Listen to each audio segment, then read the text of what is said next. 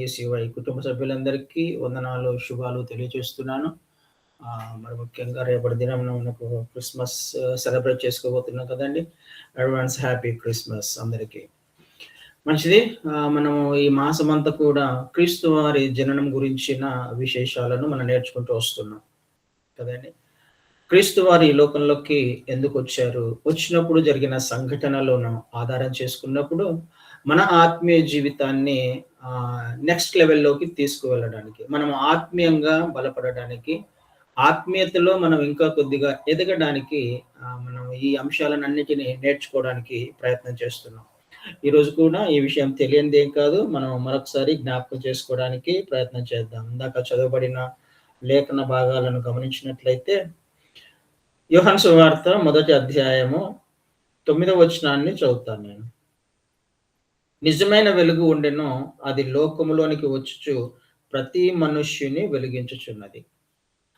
నిజమైన వెలుగు ఉండెను, అది లోకములోకి వచ్చుచు ప్రతి మనుష్యుని వెలిగించుచున్నది. మొదటగా నిజమైన వెలుగు అనే మాటను గమనిస్తే, నిజమైన వెలుగు అనే మాట రాయబడింది అనంటే ఇంకొకటి ఏదో ఉంది కదా అక్కడ. అబద్ధమైన వెలుగు కూడా ఒకటి ఉంది అనే కదా అర్థం. నిజము కాని వెలుగు ఏదో ఒకటి ఉంది. అవునండి. ఆ నిజము కాని వెలుగు గురించి కాదు కానీ మాట్లాడేది, నిజమైన వెలుగు గురించి లేఖనాలు మాట్లాడుతున్నాయి. నిజము కాని వెలుగు ఏంటి? నేర్చుకుందాం, తర్వాత నేర్చుకుంటాం. అయితే ఈ నిజమైన వెలుగు లోకంలోకి వచ్చి ప్రతి మనుష్యుని వెలిగించుతుంది. ప్రతి మనుష్యుని కూడా వెలిగించడానికి ప్రయత్నం చేస్తోంది. అంటే అర్థం ఏమవుతుంది? వెలిగిస్తుంది ఈ లైట్, ఈ వెలుగు ప్రతి మనుష్యుని వెలిగిస్తుంది అనే అర్థం ఏంటి? ఎప్పుడు వెలుగు అవసరమవుతుంది?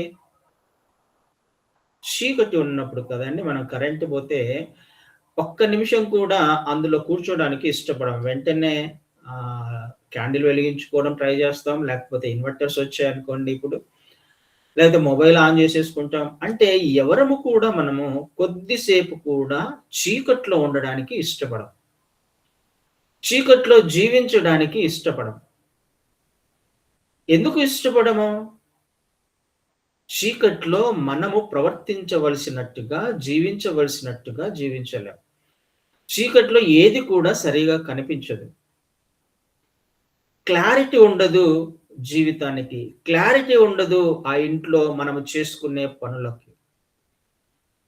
కొద్దిసేపు కరెంట్ పోతేనే మనం అంతగా కష్టపడతాం, ఉండలేకపోతాం కదండి! వెంటనే వెలిగించుకోవడానికి ప్రయత్నం చేస్తాం. ఇప్పుడు మొబైల్స్ వచ్చాయి, మొబైల్‌లో లైట్స్ వేసుకుంటూ ఉంటాం. చీకటిలో ఆ కొద్దిసేపు ఫిజికల్‌గా మనము కూర్చోవడానికి, జీవించడానికి ఇష్టపడని ఆ పరిస్థితిని ఒకసారి జ్ఞాపకం చేసుకుంటే, క్రీస్తు వారు ఈ లోకంలోకి ఎందుకొచ్చారు అనంటే, మనిషిని వెలిగించడానికి. వెలిగించడానికి ఆయన వచ్చాడు అనంటే అర్థం ఏమవుతుంది? మనిషిలో చీకటి ఉంది అని అర్థమవుతుంది కదా! మనిషిలో వెలుగు లేదు. ఆ మనిషిని వెలిగించడానికి ప్రభువైన క్రీస్తు వారు ఈ లోకంలోకి వచ్చారు. ఏంటి చీకటి? చీకటి ఉంది అనంటే అర్థం ఏమవుతుంది? చీకటిలో నువ్వు సరిగా జీవించలేవు అనే కదా అర్థం. ఇంట్లో కొద్దిసేపు మనం అటు ఇటు తిరగలేము. కానీ మన హృదయంలో, మనిషి జీవితంలో చీకటి ఉన్నప్పుడు ఏమవుతుంది? ప్రవర్తించవలసినట్టుగా ప్రవర్తించలేం. జీవించవలసినట్టుగా జీవించలేం. కదండి! మనం ఏ పనులు చేస్తున్నామో మనకు అర్థం కాదు. చీకట్లో ఉన్నప్పుడు మనం ఏమి చేస్తున్నామో, ఎటెళ్తున్నామో, దేనిని తగులుతున్నామో, ఆ చీకట్లో పొరపాటున కాలు కిందకి ఏదో ఒక తాడొచ్చి పడిందనుకోండి, ఇక మామూలుగా ఉండదప్పుడు. ఏదో తొక్కాను, ఏదో తొక్కాను, ఏదో తొక్కాను. లేనిపోని ఆలోచనలు, అనుమానాలు. చీకట్లో సరిగా జీవించలేం. క్రీస్తు వారు కూడా ఈ లోకంలోకి వచ్చినప్పుడు నా జీవితము, ప్రవర్తన చీకటిలో ఉన్నట్టుగా ప్రవర్తిస్తున్నాం. అంటే దేవాది దేవుడు నిన్ను, మనల్ని ఎందుకొరకైతే ఈ లోకంలోకి తీసుకొనొచ్చాడో, మనిషి ఏ విధంగా జీవించాలని ఆయన ఇష్టపడ్డాడో, అందుకనే తన స్వరూపాన్ని, తన పోలికని ఇచ్చాడో, ఆ స్వరూపము చొప్పున, ఆ పోలిక చొప్పున మనిషి ఉద్దేశ ప్రకారము జీవించకుండా, చీకటిలో బ్రతుకుతున్నట్టుగా తన ఇష్ట ప్రకారము మార్గము తప్పిపోయి జీవిస్తున్న సమయంలో క్రీస్తు వారు ఈ లోకంలోకొచ్చారు. చీకటి బ్రతుకులు మనిషివి కదండీ! తప్పుడు ఆలోచనలు మనిషివి. ఏంటి చీకటి అంటే? కదండీ! చీకటంటే ఏంటో అర్థమవుతే, ఆయన ఎందుకొచ్చాడో అర్థమవుతుంది. వెలిగించాడు ఆయన వచ్చి అనంటే అర్థం ఏంటి? చీకటి ఉన్నప్పుడు ఆయనొచ్చి వెలిగించాడు అని అర్థం. అంటే అసలు చీకటంటే ఏంటి? చీకటికున్న లక్షణాలేంటి? 3వ అధ్యాయంలో యోహాను సువార్తలోనే 3వ అధ్యాయము 19వ వచనాన్ని చదువుతాను. యోహాను సువార్త 3వ అధ్యాయము 19వ వచనం. ఆ తీర్పు ఇదే. వెలుగు లోకములోకి వచ్చెను గాని తమ క్రియలు చెడ్డవైనందున మనుషులు వెలుగును ప్రేమింపక చీకటినే ప్రేమించిరి. దుష్కార్యము చేయు ప్రతి వాడు వెలుగును ద్వేషించును. తన క్రియలు దుష్క్రియలుగా కనపడునట్లు వెలుగునొద్దకు రాడు. సత్యవర్తనుడైతే తన క్రియలు దేవుని మూలంగా చేయబడి ఉన్నవని ప్రత్యక్షపరచబడినట్లు వెలుగునొద్దకు వచ్చును. ఖచ్చితంగా రాయబడింది. వెలుగు లోకంలోకి వచ్చెను గాని తమ క్రియలు చెడ్డవైనందున మనుషులు వెలుగును ప్రేమింపక చీకటినే ప్రేమించిరి. మనుషులు చీకటినే ప్రేమిస్తున్నారు. ఏంటి చీకటిని ప్రేమించడం అంటే తమ క్రియలు చెడ్డవైనందున చీకటిని ప్రేమిస్తున్నారు. అంటే వారి చెడ్డ క్రియలను వారు ప్రేమిస్తున్నారు. కదండీ! వారి యొక్క స్వభావం ఏంటో మార్చుకోవడానికి ఇష్టపడట్ల. వారి ఆలోచన విధానం ఏంటో మార్చుకోవడానికి ఇష్టపడట్ల. తన ఆలోచన సరైనది కాదు. దేవుడు జీవించమన్నట్టుగా మనిషి జీవించక, ఆలోచన చేయకూడదన్నట్టుగా ఆలోచన చేస్తూ, ఇష్టమొచ్చినట్టుగా మనిషి బ్రతుకుతున్నాడు. ఏ విధంగా? చెడ్డ క్రియలు చేస్తూ. ఎదుటి వ్యక్తిని ప్రేమించలేని స్థితి, ఎదుటి వ్యక్తిని క్షమించలేని స్థితి, ఎదుటి వ్యక్తి అంటే కోపము, ద్వేషము, అసూయ, ఈ లోకంలో అహంకారము, ధనము, అధికారము కదా! అధికారిగా ప్రవర్తించకపోవడమే చీకటి. భార్యకి ఇవ్వబడిన బాధ్యతలు నెరవేర్చకపోవడమే చీకటి. భర్తలా ఉండకపోవడమే చీకటి. కుమార్తెలు వారికి తగినట్టుగా జీవించకపోవడమే చీకటంటే. చెడ్డ క్రియలు. ఏదైతే ఒక మార్గము దేవుడు మనల్ని ఈ లోకంలోకొచ్చినప్పుడు ఒక ఉద్దేశ్యం కలిగి ఉన్నాడో, ఆ ఉద్దేశ ప్రకారము జీవించకపోవడమే చీకటి అంటే. దానినే మనం ఏమంటున్నామంటే పాపము అంటున్నాం. చీకటి జీవితాల్లో నువ్వు సరిగా జీవించలేవురా. నీ బ్రతుకు సరిగా ఉండదు. నీ ఆలోచన సరిగా ఉండదు. నీకివ్వబడిన బాధ్యతను నువ్వు సరిగా నెరవేర్చలేవు. అందుకనే ఆయన ఈ లోకంలోకొచ్చి ఏం చేసే ప్రయత్నం చేస్తున్నాడు? వెలిగించే ప్రయత్నం చేస్తున్నాడు. అందరికీ వెలుగును రుచి చూపించే ప్రయత్నం చేస్తున్నాడు కదండీ! మనం కరెంట్ పోయినప్పుడు వెలిగించుకోవడానికి ప్రయత్నం చేస్తాం. ఆ వెలుగు యొక్క విలువ ఏంటో అప్పుడు అర్థమవుతుంది మనకి. చీకటి ఉన్నప్పుడే వెలుగు యొక్క విలువ మనకు అర్థమవుతుంది. మన జీవితాలేంటో మనకు అర్థమైనప్పుడు, నాకు వెలుగు కావాలి అని వెలుగు వద్దకొస్తాం. కానీ ఇక్కడ రాయబడిన మాట, తమ క్రియలు చెడ్డవైనందున వాళ్ళు చీకటిని ప్రేమించారు, కానీ వెలుగును ద్వేషించారు. వెలుగు అంటే ఇష్టం లేదు వాళ్ళకి. తమ హృదయంలో ఉన్న ఆలోచనలు వాళ్ళకు బాగున్నాయి. వాళ్ళు ఏం చేస్తున్నారో అదే వారికి నచ్చుతూ ఉంది. చెడ్డ క్రియలనే ప్రేమించే స్థితిలో ఈ లోకం ఉంది. తమను తాము మార్చుకోవడానికి ఇష్టపడట్ల. తన మాట తీరు మార్చుకోవడానికి ఇష్టపడట్ల. తన ఆలోచన విధానము మార్చుకోవడానికి ఇష్టపడట్ల. ఎదుటి వ్యక్తి గురించి బయటికి ఒక ఆలోచన, లేకపోతే బయటికి ఒక మాట, లోపల ఇంకొక ఆలోచన. కదండీ! ఎదురుగా మాట్లాడేటప్పుడు బానే మాట్లాడుతా ఉంటాం. ఏదన్నా ఒక వ్యక్తి ఎదురుగా మాట్లాడినాడనుకో, బయట చాలా బాగుందని నవ్వుతాము. కానీ లోపల మాత్రం ఈ విషయం నాకు తెలీదని అని అనుకుంటుంటాం. గొప్ప సంగతినే కనుక్కున్నావులే అన్నట్టుగా మాట్లాడుతూ ఉంటాం. కదా! అంటే లోపల ఏం స్వభావం ఉంది? ఆ వ్యక్తి పట్ల సరైన అవగాహన కానీ, ఆ వ్యక్తి పట్ల సరైన అభిప్రాయం కానీ, ప్రేమించలేని స్థితి కానీ లోపల ఒకటి, బయట ఒకటి. క్రీస్తు వారు బయట నువ్వేమై ఉన్నావో దాని గురించి దానిని వెలిగించడానికి ఆయన రాలా.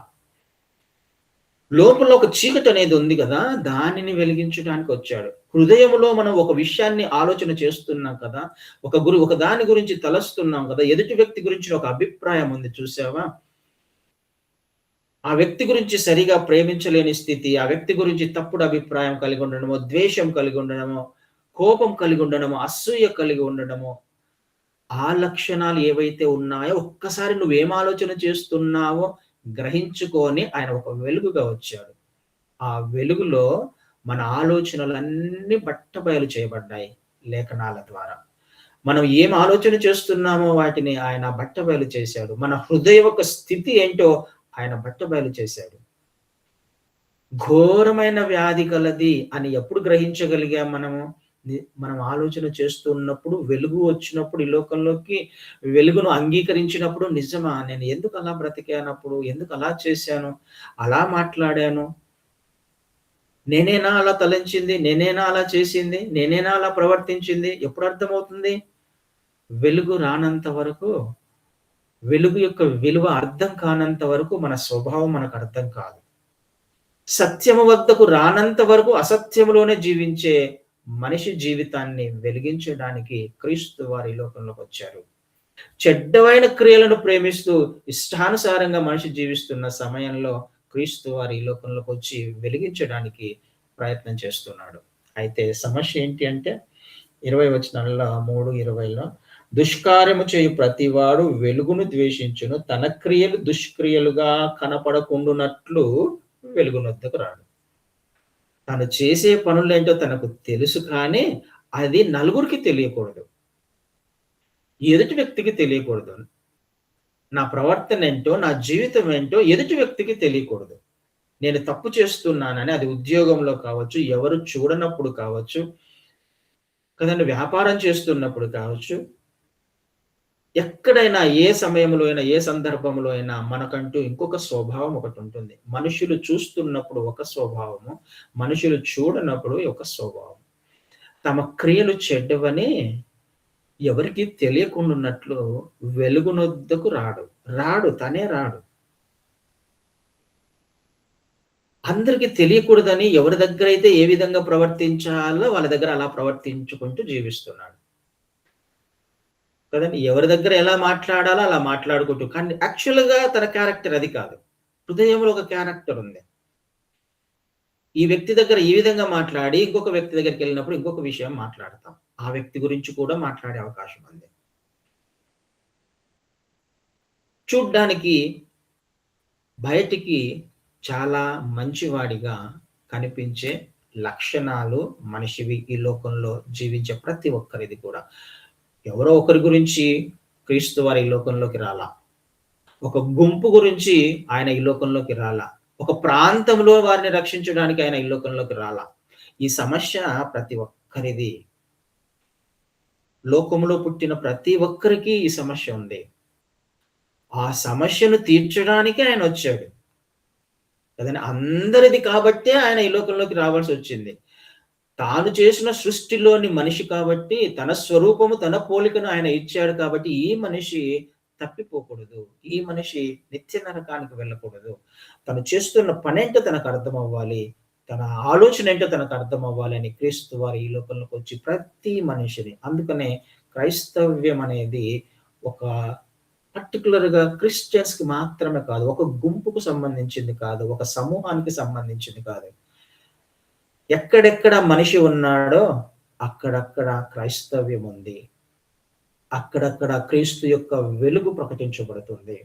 అక్కడక్కడ క్రీస్తు యొక్క జననం గురించిన సెలబ్రేషన్స్ జరుగుతూ ఉన్నాయి. అందరికి సంబంధించింది. ఇది ఒక మతానికి సంబంధించిందో, ఒక ప్రాంతానికి సంబంధించిందో కాదు. మనిషిని మనిషిగా జీవించమని చెప్పే బోధ క్రీస్తు వారి బోధ. నిత్యత్వానికి లేకపోతే సత్యమైన మార్గంలోకి నడిపించడానికి వచ్చిన వారు ప్రభువైన క్రీస్తు వారు. సత్యమేంటో బయలుపరుస్తూ, సత్యములో ఆయన జీవిస్తూ, పాపము లేనివాడిగా, పాపము చేయని వాడిగా, పరిశుద్ధునిగా క్రీస్తు వారు ఈ లోకంలో జీవించి, ఇది వెలుగంటే, ఇది సత్యమైన మార్గం అంటే, ఈ మార్గంలోనే తండ్రి వద్దకు చేరతారు. ఈ మార్గంలోనే పరలోకానికి చేరుకుంటాం. వేరే మార్గం లేదు అని ఆ వెలుగును ఆ ఒక మార్గంలో ఆయన ఉంచి వెళ్ళాడు. నేను ఒకవేళ వెలిగించబడి ఉన్నట్లయితే, క్రీస్తు వారి చేత నేను వెలిగించబడి ఉన్నట్లయితే అర్థమేంటి? నాలో చీకటి ఉండింది ఒకప్పుడు. నా ఆలోచన ఒకప్పుడు సరైనది కాదు. నా జీవితం ఒకప్పుడు సరైనది కాదు. నా మాటలు ఒకప్పుడు సరైనవి కాదు. నేను వెలిగించబడ్డాను. వెలుగు యొక్క ఆనందం ఏంటో నాకర్థమైంది. వెలుగులో ఉన్నప్పుడు జీవించే సంతోషం ఏంటో నాకర్థమైంది. ఈ సంతోషాన్ని, ఈ వెలుగును, ఈ చీకటి బ్రతుకును నేను ఏ విధంగా అయితే దూరం చేసుకున్నానో, నా పక్కవాడికి ఈ చీకటి ఉండకూడదు. వాడికి అర్థం కావట్లా చీకటంటే ఏంటో, చీకటి బ్రతుకంటే ఏంటో, అలా జీవిస్తే వాళ్ళకి ఎక్కడికెళ్తారో వాళ్ళకి అర్థం కావట్లా అని నేను ఏం చేయాలి? పక్కవారిని వెలిగించాలి. క్రీస్తు వారు ఏ విధంగా ఈ లోకంలోకొచ్చి నన్ను వెలిగించాడో, ఇదే వెలుగును మనం పక్కవాడికి వెలిగించే ప్రయత్నం చేయాలి. కదండీ! అదే దానినే మనం ఏమంటున్నాం? క్యాండిల్ లైట్ సర్వీస్ అంటున్నాం. ఎందుకు మనం క్యాండిల్స్ వెలిగించుకుంటాం? ఒకరి ద్వారా ఒకరు, ఒకరి తర్వాత ఒకరు, ఒకరి తర్వాత ఒకరు. నేను వెలిగించబడ్డాను. ఇదిగో ఈ వెలుగు నీకిస్తున్నాను. నేను వెలుగులో జీవిస్తున్నాను. నా మాటను నేను మార్చుకున్నాను. నా ఆలోచన మార్చుకున్నాను. నా ప్రవర్తనను మార్చుకున్నాను. నా జీవితం ఇప్పుడు వెలుగులో ఉంది. ఈ వెలుగును నువ్వు కూడా నీకు కూడా ఇవ్వడానికి ప్రయత్నం చేస్తున్నా. నిన్ను కూడా వెలుగులోకి నడిపించే ప్రయత్నం చేస్తున్నా. నువ్వు కూడా అంగీకరిస్తే నీ జీవితం వెలుగులో ఉంటుంది అని చెప్పే ప్రయత్నమే. ఊరికే ఒక ఫార్మాలిటీ కాదు క్యాండిల్ లైట్ సర్వీస్ అంటే. కదండీ! ఒక ఆచారంగా దానిని మనం ఆచరిస్తుంటాం. దాని యొక్క ఉద్దేశ్యము క్రీస్తు వారు నన్ను వెలిగించారు. నేను నిన్ను వెలిగిస్తున్నాను. ఒకరి తర్వాత ఒకరు, ఒకరి తర్వాత ఒకరు. ఈ లోకంలో మనము వెలుగుగా జీవించడానికే ఆయన ఈ లోకంలో ఆయన మనల్ని ఏర్పాటు చేసుకున్నాడు. మన ప్రవర్తనను మార్చుకోవడం. దుష్క్రియలు మన జీవితాలు, చెడ్డ లక్షణాలు మనవి. చెడ్డ లక్షణాలు ఉన్నవారు, దుష్క్రియలను ప్రేమించేవారు క్రీస్తు వారి వద్దకు ఎట్టి పరిస్థితిలో రాలేరు. తనను తాను మార్చుకోవడానికి ఇష్టపడేవాడు ఎట్టి పరిస్థితుల్లో క్రీస్తు వారి వద్దకు రాలేరు. కానీ సత్యవర్తనుడైతే ఏమంటున్నాడు? సత్యవర్తనుడైతే తన క్రియలు దేవుని మూలముగా చేయబడి ఉన్నవని ప్రత్యక్షపరచబడినట్లు వెలుగునొద్దకు వచ్చును. ఎవరైతే సత్యాన్ని ప్రేమిస్తారో, సత్యాన్ని జరిగించడానికి ఇష్టపడతారో, సత్యవర్తనుడు అంటే సత్యమును జరిగించేవాడు కదా! అంటే సత్యం ఏంటో బయలుపరచబడింది. సత్యాన్ని నేను అంగీకరించాను. ఇప్పుడు నేనేం చేస్తాను? సత్యాన్ని జరిగించడానికి ప్రయత్నం చేస్తాను. నా గురించి నేను అర్థం చేసుకున్నాను. నా తప్పేంటో, నా పాపమేంటో అర్థం చేసుకున్నాను. ఇప్పుడు నా క్రియలన్నీ కూడా, నా ఆలోచన అంతా కూడా దేవుని చేత నియమింపబడ్డాయి. దేవుని చేత నిర్ణయించబడ్డాయి. నేను ఏం చేయాలో, ఏ మార్గంలో వెళ్ళాలో, ఎలా వెళ్ళాలో అన్న విషయము ఆయన చేత కదా సత్యవర్తన తన క్రియలు దేవుని మూలముగా చేయబడి ఉన్నవి. నా పట్ల దేవుడు ఒక ప్రణాళిక కలిగి ఉన్నాడు. ఆ ప్రణాళికను తెలుసుకోవడానికి ఈ సత్యవర్తనుడు ఏం చేస్తాడు? వెలుగు వద్దకే వస్తాడు. వెలుగులోనే జీవించే ప్రయత్నం చేస్తాడు. ప్రతి సమయంలో, ప్రతి సందర్భంలో కూడా ఆ వెలుగు యొక్క డైరెక్షన్‌లో వెళ్ళడానికి ప్రయత్నం చేస్తాడు. కదండీ! 119వ కీర్తన 130లో ఒక మాట ఉంటుంది కదా! వెలుగు ఈ లోకంలోకొచ్చినప్పుడు ఏమవుతుందంట? వాక్యము వెల్లడి అవుట తోడనే వెలుగు కలిగెను. ఆ వ్యక్తి ఎప్పుడైతే వాక్యము తనకు ప్రత్యక్షపరచబడ్డాదో, వాక్యం అర్థమైందో, వాక్యం యొక్క వెలుగు అర్థమైందో, ఆ జీవితం వెలుగుమయంగా మారుతూ ఉంది. వాక్యము వెల్లడి అగుట తోడనే, క్రీస్తు వారిని నువ్వు నేను అంగీకరించిన తోడనే నీ జీవితంలో జరగాల్సింది వెలుగు ప్రత్యక్షపరచబడాలి. సత్యమేంటో ప్రత్యక్షపరచబడాలి. ఆ మార్గంలో మాత్రమే జీవించే ప్రయత్నం చేయాలి. క్రీస్తు వారు నా కొరకు కొన్ని పనులను, కొన్ని సక్రియలను ఆయన మన కొరకు ఉద్దేశించి పెట్టాడు, దాచిపెట్టాడు. ఇవి ప్రత్యక్షపరచబడాలని సత్యవర్తనుడు వెలుగు వద్దకు వస్తాడు. కదా! ఆ క్రియలేంటో, దేవుడు నా పట్ల కలిగున్న ప్రణాళిక ఏంటో నేను తెలుసుకోవాలి. ఏ విధంగా మారాలో, ఏ విధంగా మార్చబడాలో, ఏ విధంగా నడవాలో, ఏ విధంగా నాకప్పజెప్పిన వారిని నేను వెలిగించాలో అని తెలుసుకోవడానికి, ప్రత్యక్షపరచబడడానికి ఆయన పాద సన్నిధికి రావడానికి ప్రయత్నం చేస్తాడు.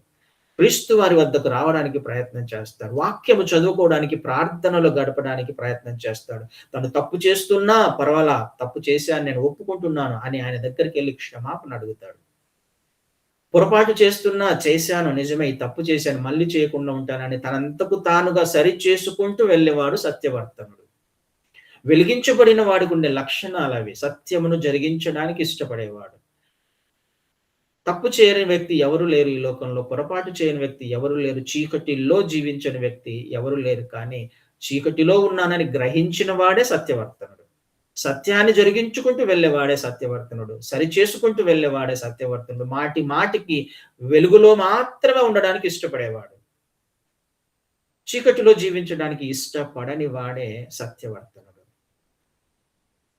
క్రీస్తు వారు అందుకొచ్చారు ఈ లోకంలోకి. నిన్ను నన్ను వెలిగించడానికి, నా హృదయంలో, నీ హృదయంలో ఏముందో బయలుపరచడానికి. దాని ద్వారా మనం సత్యమైన మార్గాన్ని తెలుసుకునే ప్రయత్నం చేయడానికి. కానీ ఒక మాట మీకు చూపిస్తాను. మత్తయి సువార్త 6వ అధ్యాయంలో, మత్తయి సువార్త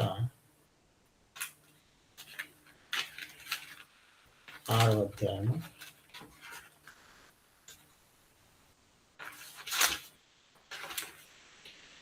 23వ వచనాన్ని చదువుతాను. మత్తయి సువార్త 6వ అధ్యాయం 23వ వచనంలో, నీ కన్ను చెరినదైతే నీ దేహమంతయు చీకటిమయమై ఉండును. నీలోనున్న వెలుగు చీకటి అయి ఉండిన ఎడల ఆ చీకటి ఎంతో గొప్పది. నీలో ఉన్న వెలుగు చీకటి అయి ఉన్న ఎడల ఆ చీకటి ఎంతో గొప్పది. అంటే ఎంతో గొప్పదంటే అది ప్రైజింగ్ కాదు, గొప్ప లక్షణం అని కాదు, చాలా భయంకరము అని అర్థం. నీలోనున్న వెలుగు చీకటి అయి ఉంటే అర్థం ఏంటి? నేను అనుకుంటున్నాను నేను వెలిగించబడ్డానని. నేను అనుకుంటున్నాను నిజము తెలుసుకున్నాను, సత్యమైన మార్గంలో జీవిస్తున్నాను, క్రైస్తవునిగా, క్రైస్తవురాలిగా జీవిస్తున్నాను అని. కానీ నిజానికి నా వెలుగు నా హృదయంలో చీకటిగా ఉంది. బయటికి వెలిగించబడ్డాను, కానీ నాలో ఉన్న వెలుగు చీకటిమయమై ఉంటే అంటే అర్థం ఏంటి అనంటే, నేను నా హృదయంలో ఉన్న స్థితిని మార్చుకోవడానికి ఇష్టపడట్లా. మొదట బాగానే ఉన్నా. క్రీస్తు వారు వెలిగించారు. క్రైస్తవ్యంలోకి వచ్చాను, అంగీకరించాను, మార్గంలో జీవించే ప్రయత్నం చేస్తున్నాను. కానీ తర్వాత మళ్ళీ లోకాన్ని హృదయంలో నింపుకున్నాను నేనిక. మళ్ళీ ఆ వైపులోనికి వెళ్ళడానికే ప్రయత్నం చేస్తున్నాను. దానిలో నుంచి నేను బయటికి రాలేని స్థితిలో ఉన్నాను నేను. నాలో ఉంది చీకటి అని అనుకుంటున్నాను, కానీ నా జీవితంలో క్షమించండి, వెలుగు అని అనుకుంటున్నాను. నా హృదయములో చీకటి ఉంది కదా. నీలో ఉన్న వెలుగు చీకటి అయి ఉన్న ఎడల బయటికి వెలిగించబడ్డాను, హృదయములో చీకటి ఉంది, అది చాలా భయంకరము అంటుంది లేఖనం. నేను నిత్యత్వానికి కాదు కానీ నిత్య నరకానికి నడిపిస్తుంది అది. క్రీస్తు వారు బయట వెలిగించడానికి కాదు, హృదయాన్ని వెలిగించడానికి ఆయన వచ్చాడు. నా హృదయంలోనే చీకటిని పెట్టుకొని బయటికి మాత్రం నేను ఉన్నట్లయితే అది చాలా గొప్పది, చాలా భయంకరము కదండి. దాని గురించి లేఖనాలు మాట్లాడుతున్నాయి. క్రీస్తు వారు ఈ లోకంలోకి వచ్చింది ప్రతి వ్యక్తి జీవితంలో ఉన్న, ప్రతి వ్యక్తి హృదయములోనున్న చీకటిని తరిమి వేయడానికి. కానీ నా హృదయములోనే నేను ఇంకా చీకటి పెట్టుకొని బయటికి మాత్రం వెలిగే ప్రయత్నం చేస్తే అది భయంకరంగా ఉంటుంది. ఆయన ఎందుకైతే వచ్చాడో అది మనకు అర్థం కాదు.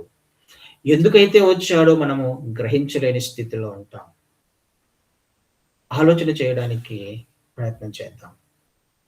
ఒక్కసారి వెలిగించబడిన తర్వాత మళ్ళీ నా జీవితంలో చీకటిని పెట్టుకున్నట్లయితే మళ్ళీ దాన్ని మనల్ని రిస్టోర్ చేయడము అసాధ్యము అంటున్నాయి లేఖన భాగాలు. హెబ్రీలకు రాసిన పత్రికలో 6వ అధ్యాయంలో ఆ మాట చూస్తాం. హెబ్రీలకు రాసిన పత్రిక 6వ అధ్యాయము 4వ వచనాన్ని చదువుతాను. ఒకసారి వెలిగింపబడి పరలోక సంబంధమైన వరమును రుచి చూసి పరిశుద్ధాత్మలో పాలివారై దేవుని దివ్య వాక్యమును రాబో యుగ సంబంధమైన శక్తుల ప్రభావమును అనుభవించిన తర్వాత తప్పిపోయిన వారు తమ విషయములో దేవుని కుమారుని మరలా సిలువ వేయుచు బాహాటముగా ఆయనను అవమానపరుచుచున్నారు. కనుక మారు మనస్సు పొందినట్లు అట్టి వారిని మరలా నూతన పరచుట అసాధ్యము. ఒక్కసారి వెలిగించబడ్డాను, ఒక్కసారి క్రీస్తు వారిని రుచి చూశాను, ఒక్కసారి ఆయన మార్గంలో నడిచే ప్రయత్నం చేశాను. ఇవన్నీ నేను తెలుసుకున్న తర్వాత తప్పిపోతే కదండి, అదే రాయబడింది కదా, తప్పిపోయిన వారు అంటే బయట వెలిగించబడి లోపల హృదయంలో చీకటి ఉన్నవారు అని అర్థం. హృదయంలో ఉన్న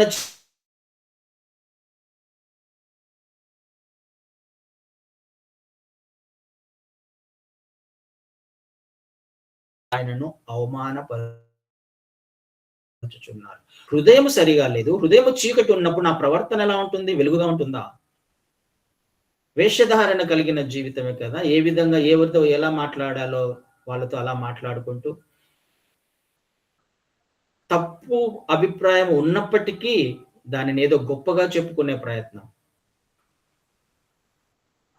మళ్ళీ తప్పిపోయిన వారిని తిరిగి రిస్టోర్ చేయడము, తిరిగి నూతన పరచడము అసాధ్యము. లేఖనాలు స్పష్టంగా సెలవిస్తున్నాయి. అసాధ్యము, ఇంపాసిబుల్. ఎందుకు ఆ వ్యక్తి తన హృదయ స్థితిని మార్చుకోవడానికి ఇష్టపడట్లా, కావాలనే చేస్తున్నాడు. హృదయంలో చీకటి పెట్టుకున్నాడు. ఇలా చేయకపోతే నేను బ్రతకలేను, ఇలా చేయకపోతే నేను ఉండలేను, ఇలా చేయకపోతే నా పరిస్థితి ఏంటి, ఇలా చేయకపోతే నా కుటుంబ పరిస్థితి ఏంటి, నా పిల్లల భవిష్యత్తు ఏంటి, ఇలా జీవించకపోతే. అది తప్పని తెలిసినా వెలిగించబడిన వారు చేస్తున్న పని ఇది కదండి. కానీ క్రీస్తు వారు అలా ఉండమని చెప్పట్లా. అలా ఉంది కాబట్టి ఆయన ఈ లోకంలోకి వచ్చాడు. మన జీవితాలు అలా ఉన్నాయి కాబట్టి ఆయన ఈ లోకంలోకి వచ్చాడు. మళ్ళీ నేను అలాగే ఒకసారి తీసుకున్నాను, యాక్సెప్ట్ చేశాను వెలుగుని, కానీ మళ్ళీ నేను దాన్ని తిరిగి లోకంలోకి వెళ్ళిపోయే పరిస్థితి చేస్తే ఆయన ఎందుకు వచ్చాడు? ఎందుకు అంగీకరించాను నేను ఆయనను? ఎందుకు నా జీవితంలో వెలుగును నింపుకునే ప్రయత్నం చేశాను? మళ్ళీ అదే తప్పు చేస్తే ఈసారి నిన్ను రెస్టోర్ చేయడం, నూతన పరచడం, మారు మనస్సు కలగడము అంత సులభం కాదు, అసాధ్యము అని రాయబడింది లేఖనాలు. అలా ప్రవర్తిస్తున్నప్పుడు నేను క్రీస్తు వారికి అవమానకరంగా జీవిస్తున్నాము అని అర్థం. ఆయన రక్షణను నిర్లక్ష్యం చేస్తున్నాము అని అర్థం. ఆయన వెలుగును మనము తృణీకరించాము అని అర్థం కదండి. అవమానకరంగా జీవిస్తే ఎంతకాలం అని ఆయన భరిస్తాడు? చూస్తాడు. ఒకవేళ ఆ మార్పు నాలో రాకపోతే, ఎంతగా చెప్పినా మార్పు రాకపోతే ఆయన మన జీవితంలో నుంచి మెల్లగా తప్పుకుంటాడు. అందుకే పరిశుద్ధాత్మ దేవుణ్ణి దుఃఖపరచుకండి అంటాడు. ఆయన దుఃఖపడితే ఏమైపోతాడు? ఇంకొక చోట అంటాడు, ఆ పరిశుద్ధాత్మను ఆర్పకండి అని అంటాడు కదా. మనమే ఆర్పేస్తున్నాం, లోపల చీకటి ఉంది కాబట్టి. చీకటి గ్రహింపకుండెను అని మనం కూడా చదివాం ఇందాక. వెలుగు చీకటిని గ్రహించకుండెను అని చూసాం. యాక్సెప్ట్ చేయట్లా, వెలిగే ప్రయత్నం చేస్తుంది, ఆత్మ చెప్పే ప్రయత్నం చేస్తుంది, సరైనది కాదు అనుకున్నప్పటికీ, అయినప్పటికీ ఆత్మను మనం ఆర్పే ప్రయత్నం చేస్తున్నాం. అలాంటి వారిని తిరిగి వెలిగించడము, అలాంటి వారిని తిరిగి నూతన పరచడము అసాధ్యమవుతుంది. నిజమైన వెలుగు క్రీస్తు వారు. నిజమైన వెలుగును మనం అంగీకరించినట్లయితే మనలో అబద్ధపు వెలుగును బయటికి కనిపించే ప్రయత్నం చేస్తుంటాం, అబద్ధపు వెలుగును చూపించే ప్రయత్నం చేస్తుంటాం. కానీ నిజమైన వెలుగులో సత్యవర్తనుడు మాత్రమే జీవించగలడు. సత్యవర్తనుడు మాత్రమే నిజమైన వెలుగు వద్దకు రాగలడు. తనను తాను మార్చుకోవడానికి నిజమైన వెలుగు వద్దకు రాగలడు. క్రీస్తు వారి మార్గం ఏంటో తెలుసుకోవడానికి నిజమైన వెలుగు సత్యవర్తనుడు రాగలడు. కానీ అబద్ధపు వెలుగు ఆయన వద్దకు రాలేదు. తనను మార్చుకోవడానికి ఇష్టపడని వాడు, దుష్క్రియలను, చెడ్డ క్రియలను ప్రేమించేవాడు నిజమైన వెలుగు వద్దకు రాలేడు. అబద్ధపు వెలుగును బయటికి చూపించే ప్రయత్నం చేస్తూ ఉంటాడు. సత్యము కాని మార్గాన్ని సత్యమని చెప్పే ప్రయత్నం చేస్తుంటాడు. దేవుడు అందుకోసం రాలేదు. నేను వెలిగించబడ్డామా? అలా అయితే గాన ఇదే వెలుగు, ఇదే నిజమైన వెలుగును పక్కవాడికి కూడా ఇచ్చే ప్రయత్నం చేద్దాం. ఆ వ్యక్తి చీకట్లో ఉన్నాడు. చీకటిని పారద్రోలడానికి దేవుడు నిన్ను నన్ను వెలిగించాడు. ఆ వెలుగును పక్కింటి వారికి, లేకపోతే ఎదురింటి వారికి, లేకపోతే పక్క సహోదరునికి, క్లాస్‌మేట్‌కి, కొలీగ్‌కి, మన చుట్టుపక్కల ఉన్న వారిని వెలిగించే ప్రయత్నం చేద్దాం. అప్పుడు ఆ నిజమైన వెలుగు ప్రపంచమంతా, లేకపోతే మన ప్రాంతంలో వెలిగినప్పుడు దేవునికి మహిమ. దేవుడు అందుకొరకే నిన్ను నన్ను పిలుచుకున్నాడు. వెలుగుగా ఉండడానికి ఆయన మనల్ని పిలుచుకున్నాడు. ఆ బాధ్యతను, ఆ పిలుపుకు తగినట్టుగా జీవించే ప్రయత్నం చేద్దాం. అతి కృప దేవుడు మనందరికి అనుగ్రహించును గాక. Amen. Thank you brother. Thank you so much. అందరికీ వందనాలు. ప్రార్థన చేసుకున్నానండి. పరిశుద్ధుడా, పరిశుద్ధుడా, పరిశుద్ధుడా, ప్రేమమయుడా, కృపయు కనికరం కలిగిన మా తండ్రి, వేలాది స్థుతులు స్తోత్రాలు ప్రభా. గడిచిన కాలం అంతట్లో చక్కటి క్షేమంతో నింపి సజీవ లెక్కలుగా ఉంచి తండ్రి, మరి యొక్క దినంలో తండ్రి నేను మేమంతా కలిసి తండ్రి మేము మీ యొక్క సన్నిధిలో కనిపించడానికి తండ్రి మాకు ఇచ్చినటువంటి గొప్ప భాగ్యాన్ని బట్టి వేలాది స్థుతులు స్తోత్రాలు చెల్లిస్తున్నాం ప్రభా. ప్రతి దినము కూడా మీ యొక్క ఆత్మీయ పాఠాలను వినుటకు మా అందరికీ దయచేస్తున్నటువంటి గొప్ప కృపను బట్టి స్థుతులు స్తోత్రాలు చెల్లిస్తున్నాం నాయన. అవును ప్రభా, మీరు తండ్రి నిజమైన వెలుగు ఉండేను, అది ప్రతి మనిషిని వెలిగించుతుండేనని చెప్తున్నారు నాయన. తండ్రి ఆ యొక్క నిజమైన వెలుగుగా మేము ముందులాగున సహాయం దయచేయండి తండ్రి. నాయన పాపపు స్థితిలో చచ్చినటువంటి మమ్మల్ని తండ్రి, నాయన మమ్మల్ని తండ్రి రక్షించుకున్నారు తండ్రి. మేము మంచి జీవితాలను మేము జీవించుకుంటూ ఈ పరిశుద్ధాత్మ సహాయాన్ని మాకు దయచేయండి తండ్రి. మా యొక్క ప్రతి బలహీనతను కూడా తీసివేయమని ప్రార్థన చేస్తున్నాం ప్రభా. మీకు ఇష్టమైన బిడ్డలుగా ఉండుటకు సహాయం దయచేయండి తండ్రి. నాయన అశుద్ధ పాపకరమైనటువంటి స్వభావం గలవారమై తండ్రి నిత్య నరకాగ్నికి అర్హులమైనటువంటి మమ్మల్ని ఆ దౌర్భాగ్య స్థితి నుంచి తప్పించి నీ యొక్క మోక్ష రాజ్యానికి కృపను ధన్యతను మాకు దయచేస్తున్న దేవా, నీకే స్థుతులు స్తోత్రాలు చెల్లిస్తున్నాం ప్రభా. తండ్రి మీతో ప్రతిదినము కూడా చక్కటి సమాధాన స్థితిని మేము కలిగి ఉండుటకు తండ్రి, మిమ్మల్ని పూర్తిగా అర్థం చేసుకున్నటకు, మీ అందరి భయభక్తులు కలిగి ఉండుటకు, మీకు ఇష్టమైన జీవితాలు మేము జీవించుకున్నటకు, మా బలహీనతలను విడిచిపెట్టుటకు తండ్రి ఇష్టపడే వారంగా ఉండునట్లు ప్రతి నిత్యము మీ పరిశుద్ధాత్మ సహాయాన్ని మాకును అందరికీ దయచేయమని ప్రార్థన చేస్తున్నాం నాయన. తండ్రి విన్నటువంటి వాక్యం నిష్ప్రయోజనం కాకుండానట్లు, ఏ పాపమును ఏలకుండా మా యొక్క హృదయాలలో మీ యొక్క వాక్యాన్ని మేము ఉంచుకున్నట్లు మీ పరిశుద్ధాత్మ సహాయం దయచేయమని ప్రార్థన చేస్తున్నాం తండ్రి. వాక్యాన్ని అందించినటువంటి పాస్టర్ని బట్టి వందనాలు చెల్లిస్తున్నాం ప్రభా. ఇంకనూ తండ్రి ఆ బిడ్డ ద్వారా అనేకులు మీ తండ్రి మీ మార్గాలను నడుచుకున్నట్లు మీ సహాయాన్ని బిడ్డకి దయచేయండి. ప్రతి విషయంలో మీ యొక్క సహాయం దయచేయమని ప్రార్థన చేస్తున్నాం తండ్రి. ఈ యొక్క ప్రార్థన మీ పాసన్నిధికి చేర్చుకున్నందుకు వందనాలు చెల్లిస్తూ యేసయ్య అతి శ్రేష్టమైన నామంలో అడిగి వేడుకొని పొందుకుని ఉన్నాం మా యొక్క పరమ తండ్రి. ఆమేన్. ఆమేన్. ఆమేన్. ఆమేన్. ఆమేన్. ఆమేన్.